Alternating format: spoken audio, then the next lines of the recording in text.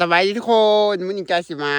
เราอันนี้อย่างให้ฟังก็มีหลายคนถามมาว่าจอยเวลาเข้าป่าแล้วบ่มีห้องน้ำมันไปใส่ก็คือนี่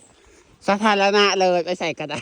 เมื่อกี้จอยก็ไปอันนี้ว่าไงจอยคิดว่ามันทางเขาไปใส่คิดว่าเขาไปหาหน่อใหม่ที่มันแต่ปลาหน่อใหม่ก็เลยตามเขาไปเพราะว่าสิไปเฮาก็รู้สึก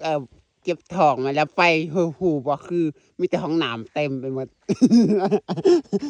ห้องน้ำธรรมศาสตร์คือเจอแต่ของดีๆไปหมดนะทุกคนมื้อนี้มาระหว่างทางเอาเจ็บท้องแห้งไงทุกคนเอาสิไปหาปลาแต่ว่ามันก็เลยว่าสิไปเลาะหาอันเลาะเข้าห้องน้ำธรรมศาสตร์แต่ว่าจอยเข้าไปแล้วมันเป็นห้องน้ำไปหมดเลยนะจะนะ